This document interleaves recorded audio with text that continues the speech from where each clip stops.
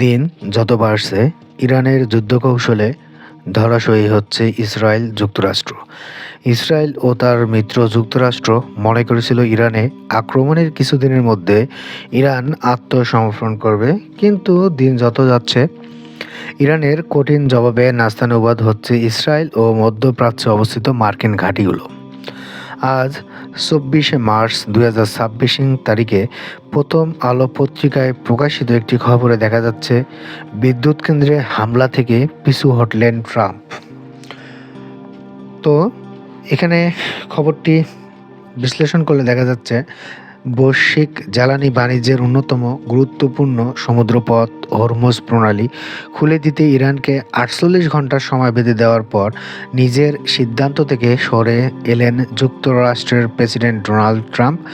যুদ্ধবন্ধে তেহরানের সঙ্গে সন্তোষজনক ও ফলপ্রসূ আলোচনা চলছে জানিয়ে গতকাল সোমবার ট্রাম্প বলেছেন, ইরানের বিদ্যুৎ কেন্দ্র ও জ্বালানি স্থাপনায় আপাতত হামলা না চালাতে মার্কিন সামরিক বাহিনীকে নির্দেশনা দিয়েছেন তিনি। তো এখান থেকে বোঝাই যাচ্ছে যে যুক্তরাষ্ট্র আপাতত ইরানের বিদ্যুৎ কেন্দ্রগুলোতে হামলা চালাচ্ছে না।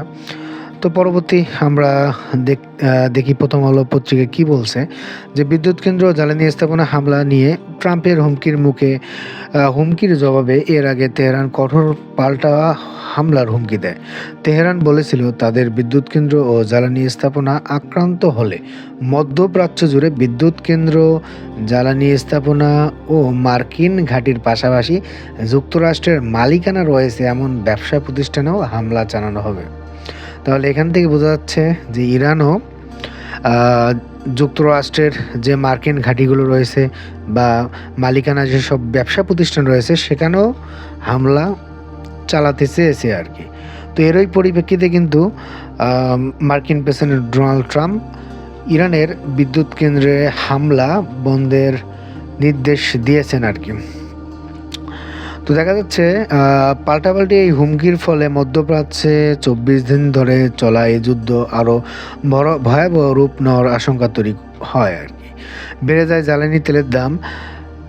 জ্বালানির জন্য মধ্যপ্রাচ্যের উপর নির্ভরশীল এশিয়ার দেশগুলোর পুঁজিবাজারে গতকাল দেখা দেয় বড় দরপতন। এর মধ্যে ট্রাম্প নতুন সিদ্ধান্তের কথা জানান।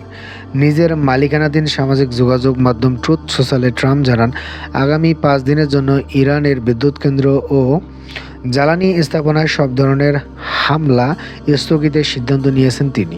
ট্রাম্পের আলটিমেটাম শেষ হওয়ার কথা ছিল বাংলাদেশ সময় আজ মঙ্গলবার ভোর 5:45। হ্যাঁ, তো শুধু হামলা স্থগিত নয়, ইরানের সঙ্গে যুক্তরাষ্ট্রের আলোচনা চলছে বলেও দাবি ট্রাম্পের। তিনি লিখেছেন, আমি আনন্দের সঙ্গে জানাচ্ছি, গত 2 দিনে যুক্তরাষ্ট্র ও ইরানের মধ্যে মধ্যপ্রাচ্যে আমাদের চলমান বিরোধ সম্পূর্ণভাবে সমাধানের লক্ষ্যে খুব সন্তোষজনক ও ফলপ্রসূ আলোচনা হয়েছে। আমি প্রতিরক্ষা বিভাগকে 5 দিনের জন্য ইরানের বিদ্যুৎ কেন্দ্র ও জ্বালানি স্থাপনায় সব ধরনের হামলা স্থগিত রাখার নির্দেশ দিয়েছি। অবশ্য একই সঙ্গে ট্রাম্পও বলেছেন, তবে এটা নির্ভর করছে ইরানের সঙ্গে যুক্তরাষ্ট্রের চলমান বৈঠক ও আলোচনা কতটা সফল হবে সেটার উপর। তারপর পরবর্তী দেখা যাচ্ছে যে ট্রাম্পের এমন ঘোষণার পর ইরান সরকারের একটি সূত্রের বরাতে দেশটির সংবাদ সংস্থা ফার্স জানায়, যুদ্ধবন্ধ নিয়ে যুক্তরাষ্ট্রের সঙ্গে ইরানের কোনো ধরনের আলোচনা চলছে না। অর্থাৎ ট্রাম্প কাকু এখানেও একটা মিথ্যাচার করেছে আর কি। আমরা পড়লাম আর কি, আবারও পড়তেছি আর কি। দেখেন, ট্রাম্পের এমন ঘোষণার পর ইরান সরকারের একটি সূত্রের বরাতে দেশটির সংবাদ সংস্থা ফার্স জানায়, যুদ্ধবন্ধ নিয়ে যুক্তরাষ্ট্রের সঙ্গে ইরানের কোনো ধরনের আলোচনা চলছে না। এদিকে ইরানের পররাষ্ট্র মন্ত্রণালয় বলেছে, ট্রাম্পের এই ঘোষণা জ্বালানির দাম কমানো ও সময় ক্ষেপণের কৌশল মাত্র। উত্তেজনা কমাতে আঞ্চলিক দেশগুলোর কিছু উদ্যোগ আছে, তবে কথাগুলো যুক্তরাষ্ট্রকে বলা উচিত, কারণ তারাই যুদ্ধ শুরু করেছে।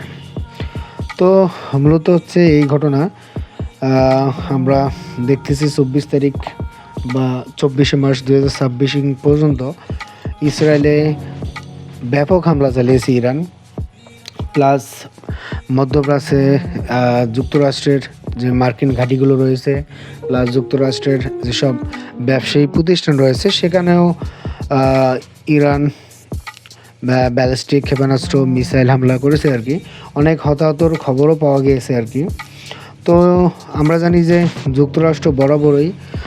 যুক্তরাষ্ট্রের প্রেসিডেন্ট ডোনাল্ড ট্রাম্প বরাবরই মিথ্যাচার করে আসছে।